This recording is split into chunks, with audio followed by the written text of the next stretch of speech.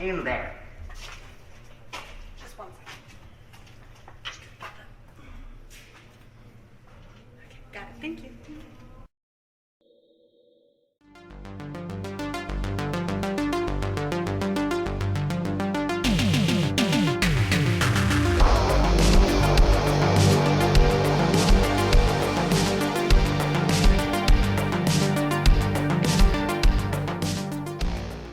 Welcome to the scariest night of your life.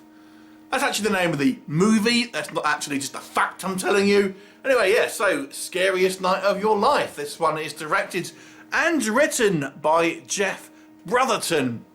Now this movie deals with the subject of these kind of haunted houses that you get in America, really. Don't really so much get them here in the UK.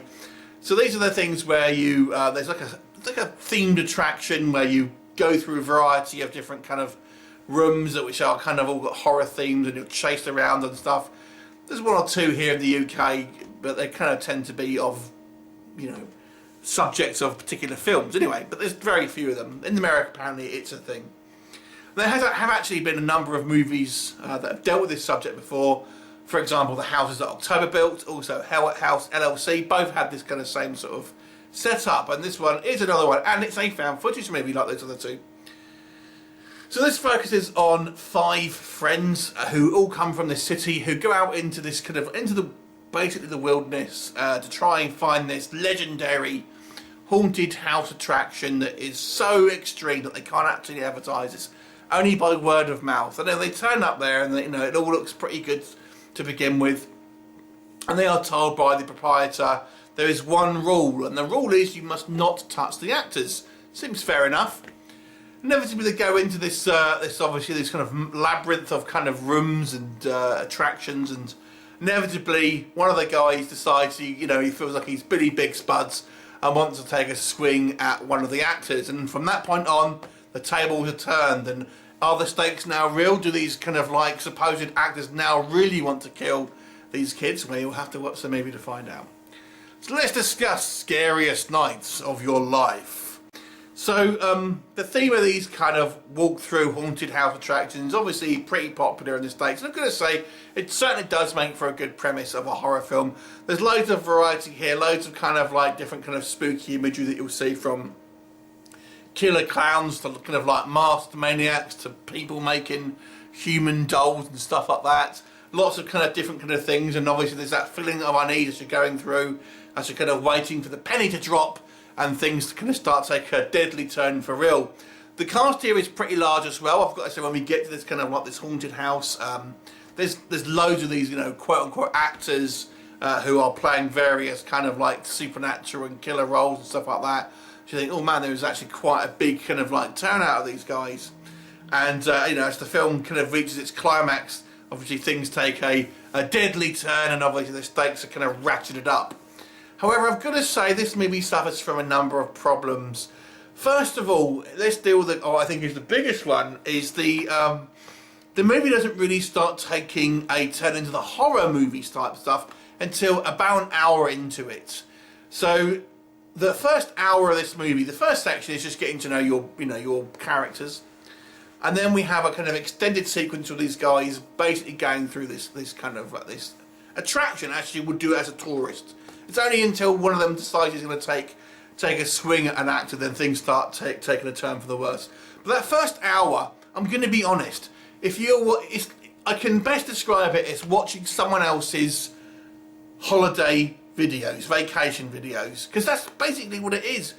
You're watching other people go through this kind of like haunted house attraction, and it's like watching someone else's holiday videos, and it's fine for a couple of minutes, but with no real story, it kind of starts to drag and gets a little boring.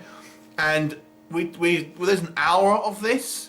It's only really the last 20 minutes where the actual quote unquote story actually happens, and you know, things start to take a sinister turn. But the first hour is just, it's like watching people you don't know watching their holiday videos for an hour, and it's as fun as that sounds.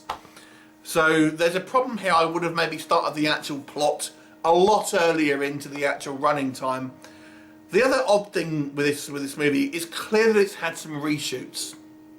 So what you have is you have this kind of found footage dynamic, but then there's a variety of different kind of scenes which show like some type of guy in a costume like coming towards the camera with a very clearly, obviously overdubbed track over it, which don't sort of fit with the rest of the film, if that makes sense. So it's clearly they've gone back and just added a few more scenes to either pad out the running time or to add a bit more variety in some of the kind of the aesthetics that you see.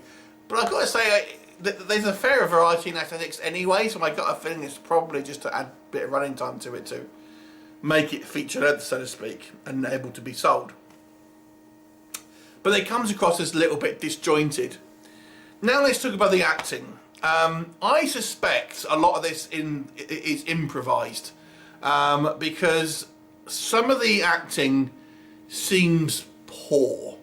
Not from every member of the cast, but there are particular members, particularly our guy who claims he's an MMA fighter, is very kind of poorly delivered, I have to say.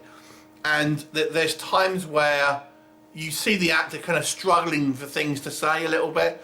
And yeah, it just seems like some of the where the dialogue kind of just trails off. It seems like only the barest of dialogue was actually written on a script, and a lot of it is just kind of been improv from the actors. Now, part of that I think worked because there are a few scares, people jumping out to the actors, where obviously these girls, they're screaming and stuff, and I suspect that's probably real.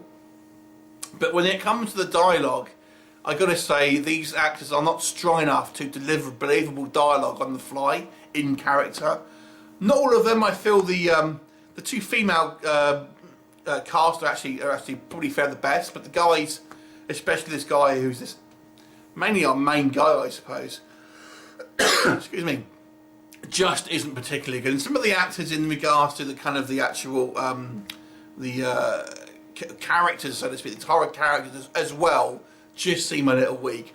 And I've got to say, this is one of these films where you actually root for the bad guys, because particularly one of these guys seems like a real asshole. I mean, there's this kind of stigma that there is against Americans, and it's all about loud, brash, coming in, kind of like thinking they kind of like run the place and kind of mouthing off.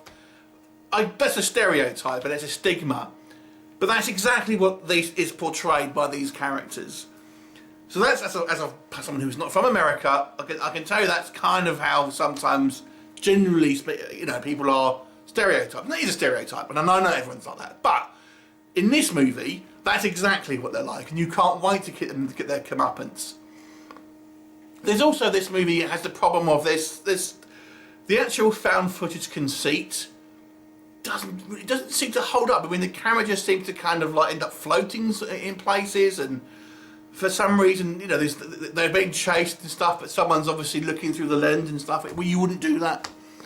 So there's to be honest with you, a whole host of issues with this movie. I like the actual aesthetics of this kind of this haunted attraction. I get the impression maybe it's a real haunted place that they've kind of filmed in, but the story it takes way too long to get going, and it's poorly delivered when we do get to it. There's very little actual gore here and stuff like that. So it all in all is somewhat of a disappointing experience. It's not a complete train wreck. There is still a level of enjoyment to be had here, but I feel you have to have your kind of your expectations in check somewhat for a sort of low budget, kind of somewhat uninspired version of this. So I'm going to give this a 4 out of 10. Have you seen it? What did you think of it? Leave me a comment and I'll look forward to seeing you next time. Bye for now.